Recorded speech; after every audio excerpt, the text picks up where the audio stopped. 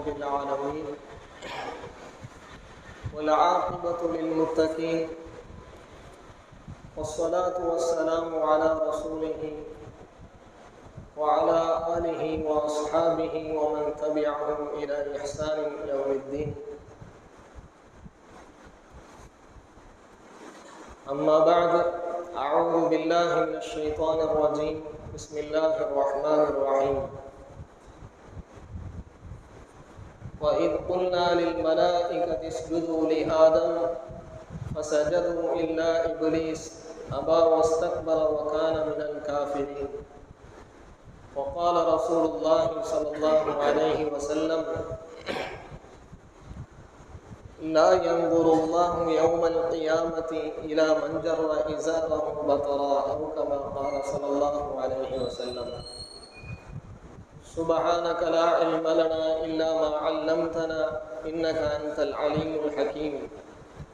رب اشرح لي صدري ويسر لي أمري واحلل عقدة من لساني يفقهوا قولي. اللهم صل على سيدنا محمد وعلى آل سيدنا محمد وبارك وسلم عليه. புனிதமிகு புகாரி ஷரீஃப் 50ஆம் ஆண்டு பொன்விழா, அதை தலைமையேற்று நடத்தி கொண்டிருக்கக்கூடிய, இன்னும் தினமும் இறுதியிலே துஆ மஜ்லிஸ் நடத்தி கொண்டிருக்கக்கூடிய அல்லாமா ஷைகுல் ஜாமியா ஹஸ்ரத் கிப்லா அவர்களே, நம் கண்ணியத்திற்குரிய உலமா பெருமக்களே, அன்பிற்குரிய மாணவர்களே, ஜமாத்தார்களே, அல்லாஹுடைய பெரும் கிருபை, அல்லாஹுடைய பெரும் ஃபضல் என்றே சொல்ல வேண்டும். பொதுவாக குர்ஆன் ஷரீஃபை ஓதப்படுவதை முஸ்லிம்கள் தினமும் பள்ளியோடு தொடர்பு இருப்பவர்கள் குர்ஆனை தினமும் கேட்க முடியும். ரமதான் மாதம் வந்துவிட்டால் முழு குர்ஆனையும் கேட்கின்ற வாய்ப்பும் கிடைக்கின்றது. ஆனால் குர்ஆனுக்கு அடுத்தபடியாக இருக்கக்கூடிய ஹதீஸுகள், பெருமானார் ஸல்லல்லாஹு அலைஹி வஸல்லம் அவர்கள் மொழிந்த அந்த ஹதீஸுகள், அதுவும் அல்லாஹ்வினால் அருளப்பட்ட வகை. அந்த ஹதீஸுகள் குறிப்பாக அதிலே குர்ஆனுக்கு பிறகு மிக சிறந்த ஒரு கிதாபான புகாரி ஷரீஃபுடைய அந்த ஹதீஸுகளை கேட்கின்ற பாக்கியம் வெகு சில மக்களுக்கு தான் கிடைக்கின்றது. நமது ஊர் மக்களுக்கும் அந்த பாக்கியம் 50 ஆண்டுகள் தொடர்ந்து இந்த அமல் நடைபெறுகிறது என்று சொன்னால் சாதாரணமான விஷயம் அல்ல. இந்த ஹதீஸுகள் தினமும் 30 நாட்கள் எல்லோரும் கேட்கக்கூடிய வாய்ப்புகள், பெரும் பாக்கியம் நமக்கெல்லாம் கிடைக்கின்றது. அல்லாஹுக்கு அதிகமாக நன்றி சொல்ல வேண்டும். இந்த அமல் கியாமத் வரை, கியாமத் வரை இந்த அமல் இஹ்லாஸோடு அல்லாஹு தஆலா உயிரோட்டத்தோடு இந்த அமல்களை நிலையாக நடைபெறுவதற்கு அல்லாஹ் அருள் புரிவானாக. கண்ணியமான அல்லாஹ்வின் நல்லடியார்களே, இன்று ஓதப்பட்ட ஹதீஸுகள் கிதாபு திப், மருத்துவம் சம்பந்தப்பட்ட ஹதீஸுகள், அதே போன்று கிதாபுல் லிபாஸ், ஆடைகள் சம்பந்தப்பட்ட ஹதீஸுகள், எந்த ஆடைகளை அணிய வேண்டும், எதை அணியக்கூடாது, ஆடைகளை எப்படி அணிய வேண்டும், எப்படி அணியக்கூடாது என்பது சம்பந்தமான ஹதீஸுகள், அதே போன்று கிதாபுல் அதப், ஒழுக்கம் சார்ந்த விஷயங்கள், மனிதர்களுடைய பண்புகள் சார்ந்த விஷயங்கள், இந்த ஹதீஸுகள் எல்லாம் நூற்றுக்கணக்கான ஹதீஸுகள் இன்று ஓதப்பட்டன. அதில் நம்முடைய சிந்தனைக்கு ஒரு ஹதீஸ், அந்த ஹதீஸை சுற்றி சில விஷயங்களை நான் தங்கள் அனைவருக்கும் நினைவூட்டிக் கொள்ளலாம் என்று ஆசைப்படுகின்றேன். நபி ஸல்லல்லாஹு அலைஹி வஸல்லம் அவர்கள் கூறினார்கள், லா யன்துருல்லாஹு யௌமல் கியாமத்தி, அல்லாஹு தஆலா மறுமை நாளிலே பார்க்க மாட்டான், இலா மன் ஜர்ர இஸாரஹு பத்ரா, தன்னுடைய கீழாடையை எவர் பெருமையின் காரணமாக பூமியிலே தொங்கவிட்டு கொண்டு அதை பூமியிலே கரண்டைக்கு கீழே படும் வண்ணமாக, கரண்டைக்கு கீழே தொங்கும் வண்ணமாக எவர் பெருமையின் காரணமாக அணிந்து செல்கிறாரோ அவரை அல்லாஹு தஆலா மறுமை நாளிலே பார்க்க மாட்டான் என்கிற ஹதீஸ். இந்த ஹதீஸ் மிக கடுமையான ஒரு எச்சரிக்கை. இன்னைக்கு ரொம்ப சர்வசாதாரணமாக அலட்சியமாக ஆகிவிட்ட ஒரு பாவம் இது. நபி ஸல்லல்லாஹு அலைஹி வஸல்லம் அவங்க என்ன சொல்றாங்க, அல்லாஹ்வுடைய பார்வை கிடைக்காது, அல்லாஹ்வுடைய ரஹ்மத்தான பார்வை கிடைக்காது. இன்னைக்கு ஓதப்பட்ட ஹதீஸ் தான், அல்லாஹு தஆலா ஜஅலல்லாஹு ரஹ்மத மிஅத ஜுஸ்இன், அல்லாஹு தஆலா தன்னுடைய ரஹ்மத்தை 100 பகுதிகளாக ஆக்கினான். அந்த 100 பகுதிகளில் ஒரே ஒரு பகுதியை மட்டும்தான் அல்லாஹு தஆலா இந்த உலகத்துக்கு இறக்கி வச்சான். அந்த ஒரு பகுதியின் மூலமாகத்தான் மனிதர்கள் தங்களுக்கு மத்தியிலே அன்போடும் இரக்கத்தோடும் நடந்து கொள்கிறார்கள். அந்த ஒரு பகுதியின் மூலமாகத்தான் மிருகங்கள் தங்களுக்கு மத்தியிலே அன்போடும் இரக்கத்தோடும் நடக்கின்றது. ஒரு ஆடு தன்னுடைய குட்டியிடம் அன்போடும் இரக்கத்தோடும் நடக்கின்றது. ஒரு மாடு தன்னுடைய குட்டியிடம் இரக்கத்தோடு நடக்கின்றது. ஒரு பறவை தன்னுடைய குஞ்சுகளிடம் இரக்கத்தோடு அன்போடு நடக்கின்றது. இப்படி எல்லா படைப்பினங்களும் அன்போடும் இரக்கத்தோடும் நடப்பதற்கு காரணம் அல்லாஹ்வுடைய அந்த ஒரே ஒரு ரஹ்மத். 100ல் ஒரு பங்கின் மூலமாக இந்த உலகத்தில் அன்பும் இரக்கமும் நடைபெறுகின்றது என்று சொன்னால், மீதமுள்ள 99 ரஹ்மத்துகளை அல்லாஹ் தன்னிடத்தில் வைத்து கொண்டான். 99 ரஹ்மத் இந்த உலகத்தில் அல்லாஹ்வுடைய கோப பார்வை, அல்லாஹ்வை கோபப்படுத்தக்கூடிய பல செயல்கள் நடைபெற்றாலும் அல்லாஹ் உடனே தண்டனையை தந்துடுறதில்லை. காரணம் என்னன்னு சொன்னால், அல்லாஹ்வுடைய விசாலமான ரஹ்மத், அவனுடைய ரஹ்மத் அனைத்து வஸ்துக்களையும் சூழ்ந்திருக்கின்றது என்று குர்ஆன்ல அல்லாஹ் சொல்றான். அப்போ அந்த ரஹ்மத் ரொம்ப விசாலமான ரஹ்மத் இருப்பதன் காரணமாக உலகத்தில் அல்லாஹு தஆலா எல்லோரையும் உடனடியாக தண்டிப்பதில்லை. கொஞ்சம் அவகாசம் தர்றான், கொஞ்சம் தவணை தர்றான், கொஞ்சம் விட்டு பிடிக்கிறான்.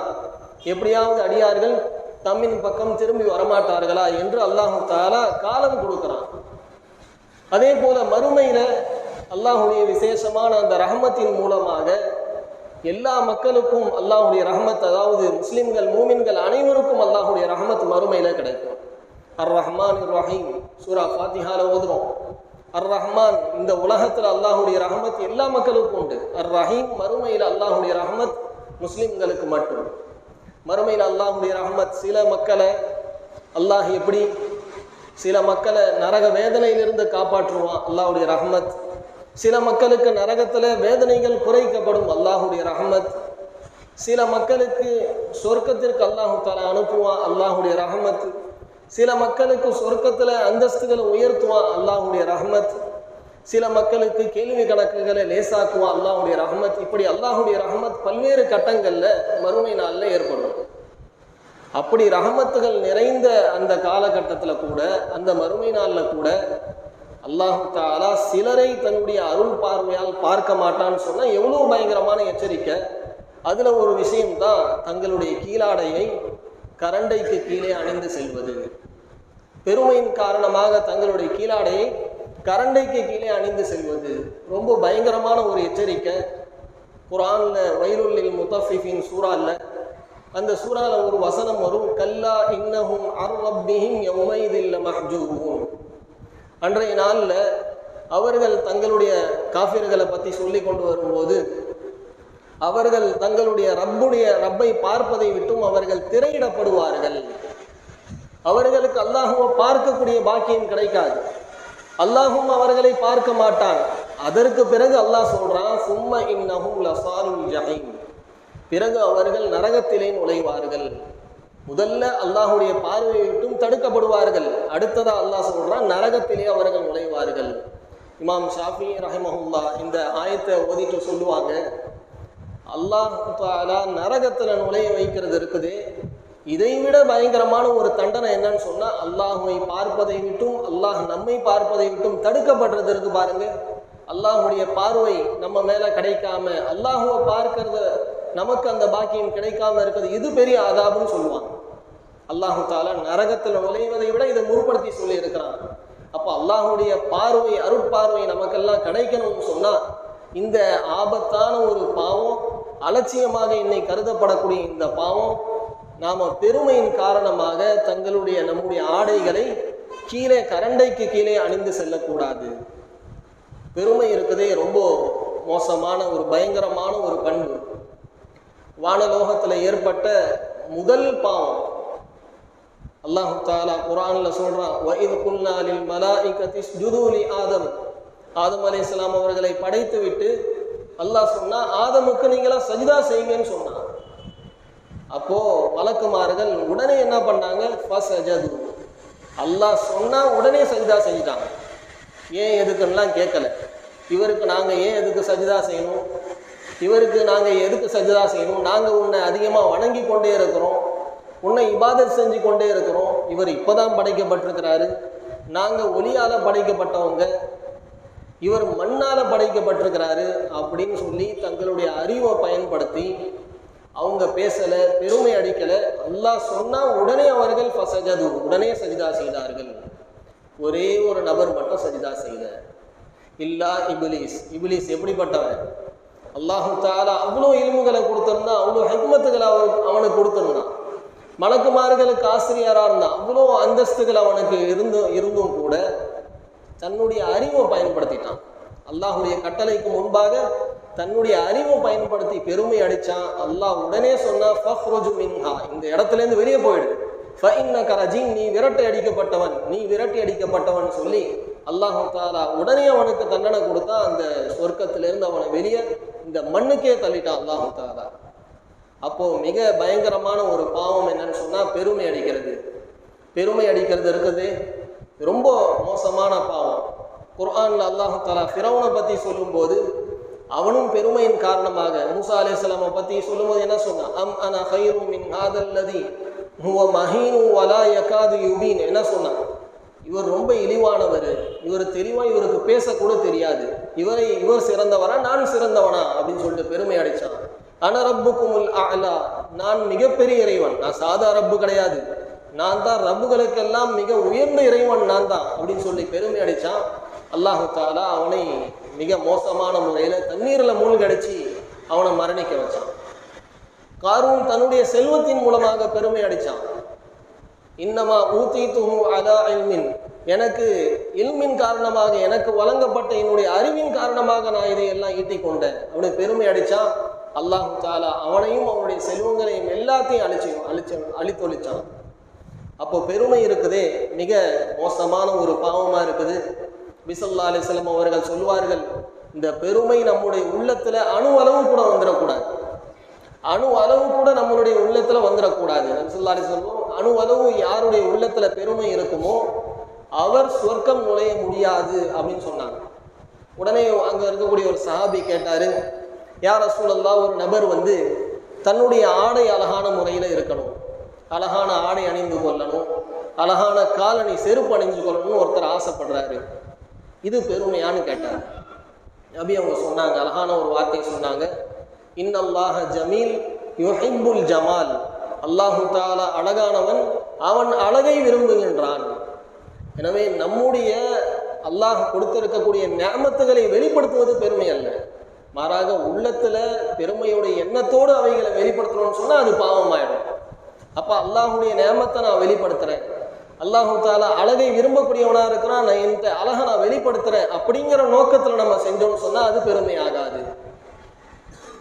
நபி ஸல்லல்லாஹு அலைஹி வஸல்லம் அவங்க இந்த கீழாடை சம்பந்தமான இந்த ஹதீஸ் சொல்லும்போது அபூபக்கர் ரலியல்லாஹு அன்ஹு கேட்டாங்க, யா ரசூலல்லாஹ், நான் இந்த ஆடைகளை உயர்த்தி தான் கட்டுறேன் நான், ஆனாலும் அது சில சமயங்களில் இறங்கிடுது. ஏன்னா அபூபக்கர் ரலியல்லாஹு அன்ஹு அவர்கள் மெலிந்த தேகம் உள்ளவர்கள், ஒல்லியான உடல் அமைப்பு கொண்டவர்கள், அவங்க இடுப்பில் கட்டினா அவங்க கீழே வந்துடுது, இது பெருமை ஆகுமா அப்படின்னு கேட்டபோது நபி ஸல்லல்லாஹு அலைஹி வஸல்லம் சொன்னாங்க, நீங்கள் பெருமை அடிப்பவர்கள் நீங்கள் இல்லை. அப்போ நபி ஸல்லல்லாஹு அலைஹி வஸல்லம் அவங்க என்ன சொல்கிறாங்க, காரணம் இருந்துச்சுன்னு சொன்னால், இப்போது மெலிந்த உடல் அமைப்போடு இருக்கிறாங்க, இவங்களுக்கு ஆடை சரியான முறையில் நிற்க மாட்டுது, இது வேற. ஆனால் பெருமையின் காரணமாக எல்லா மக்களும் இப்படித்தான் இன்னைக்கு ஆடை அணிகிறாங்க, அதனால் நம்ம கரண்டைக்கு மேலாம் தூக்கி போட்டால் எல்லோரும் வித்தியாசமாக பார்ப்பாங்க, அதன் காரணமாக நம்மளும் ஆடையை கீழே அணிஞ்சு கீழே ஆடையை தொங்க விடுவோம், இப்படிங்கிற அமைப்பில் செஞ்சோம்னா இது ஒரு பெருமை ஆகிடும். அல்லாஹ் பாதுகாக்கணும். இந்த பெருமை நபி ஸல்லல்லாஹு அலைஹி வஸல்லம் அடுத்து சொல்லுவாங்க, அல் கிபர், பெருமை என்றால் என்னன்னு சொன்னால் சத்தியத்தை ஏற்க மறுப்பது. நபி ஸல்லல்லாஹு அலைஹி வஸல்லம் அவங்க பெருமைக்கு ஒரு சின்ன ஒரு விளக்கம் கொடுத்தாங்க. சத்தியத்தை ஏற்க மறுக்கிறது இருக்குது, இதுதான் குர்ஆன்ல சொல்லப்பட்டிருக்குது, இதுதான் ஹதீஸ்ல சொல்லப்பட்டிருக்குது, இதுதான் மார்க்கம் சொல்லுது, இப்படின்னு ஒரு விஷயம் நமக்கு முன்னால சொல்லப்பட்ட பிறகு நம்மளுடைய விருப்பு வெறுப்புகளை எல்லாம் ஓரமாக வச்சுட்டு, நம்மளுடைய ஈகோ எல்லாம் ஓரமாக வச்சுட்டு, நம்முடைய அந்த பெருமையெல்லாம் ஓரமாக வச்சுட்டு, ஷரியத்தை சொல்லுதா உடனே அதுக்கு லப்பைக்கு சொல்லி அதை அமல்படுத்துறதுக்கு நம்ம முன் வர்றது இருக்குது. இதுதான் பெருமை இல்லாததனுடைய அடையாளம். ஸல்லல்லாஹு அலைஹி வஸல்லம் அடுத்து சொல்லுவாங்க, மக்களை தரக்குறைவாக பார்ப்பது, மக்களை இழிவான கண்ணோட்டத்தில் பார்க்கறது. நம்ம ஒரு யாராவது பார்த்தோம்னு சொன்னால் அவனுடைய பாவங்கள் மட்டும் நம்மளுடைய கண்ணுக்கு தெரியும். அவன் இப்படிப்பட்டவன், அவன்கிட்ட இப்படிப்பட்ட குணங்கள் இருக்குது, அவன்கிட்ட இந்த கெட்ட குணம் இருக்குது, இவன் இவ்வளோ மோசமானவன், இப்படி அவனுடைய பாவங்கள் மட்டும் நம்மளுடைய கண்ணுக்கு தெரியுது. அவனுடைய நல்ல விஷயங்கள் தெரியலன்னு சொன்னால் இது நம்முடைய உள்ளம் சரியில்லைன்னு அர்த்தம். ஹஜ்ரத் ஹசன் பஸ்ரி ரஹ்மத்துல்லாஹி அலைஹி அவர்கள் சொல்லுவார்கள், பணிவு என்றால் என்னவென்று தெரியுமா? சொல்லுவார்கள், பணிவு என்றால் நீ வீட்டிலிருந்து வெளியே போகும்போது யாரையெல்லாம் நீ பார்க்குறியோ அவங்களையெல்லாம் உன்னை விட சிறந்தவர்களாக நீ நினைத்து கொள்ள வேண்டும். அவர்களுடைய நல்ல பண்புகள் மட்டும்தான் உன்னுடைய கண்ணுக்கு தெரியும். அவர்களுடைய ப்ளஸ் பாயிண்டாக எது இருக்குதோ, அவர்களுடைய நல்ல பண்புகளாக எது இருக்குதோ, இது மட்டும்தான் கண்ணுக்கு தெரியும். இதுதான் பணிவுன்னு சொன்னாங்க. பெருமைக்கு அப்படியே எதிர்குணம். பெருமை இல்லைன்னு சொன்னால் அந்த உள்ளத்தில் பணிவு வரும். இந்த பணிவு வரணும்னு சொன்னால் நாம் அடுத்த மக்களை பார்க்கும்போது தவறான எண்ணங்களை வைக்கக்கூடாது. இஸ்லாம் எவ்வளோ அழகான மார்க்கம் பாருங்கள். ஒரு மனிதனுக்கு என்ன வழிகாட்டுதல், நீ பெருமை அடிக்கக்கூடாது, நீ பெருமை அடிக்கக்கூடாது. அதே இன்னொரு மனிதனுக்கு என்ன, பெருமை அடிக்கக்கூடிய ஒரு மனிதனை பார்த்து நீ பெருமைக்காரன்னு சொல்லக்கூடாது. ஏன்னா அது உள்ளத்தோடு சார்ந்தது, அவன் எந்த நீயத்தில் செய்கிறான். சில பேருக்கு இயல்பாகவே சில குணங்கள் இருக்கும், சில குணங்கள் இயல்பாகவே இருக்கும், அதையெல்லாம் பெருமை நம்ம நினச்சி கொள்ளக்கூடாது. அப்போ உள்ளம் சார்ந்த விஷயங்கள் ஒவ்வொருவருக்கும் தெரியும். நாம் உள்ளத்தில் பெருமைங்கிற துர்குணம், இந்த குணத்தை அகற்றி நல்ல முஸ்லிம்களாக நல்ல மூமின்களாக வாழக்கூடிய நர்பாக்கியத்தினை அல்லாஹு தஆலா நம் அனைவருக்கும் தந்தருள் புரிவானாக. வ ஆகிரு தஅவானா அல்ஹம்துலில்லாஹி ரப்பில் ஆலமீன்.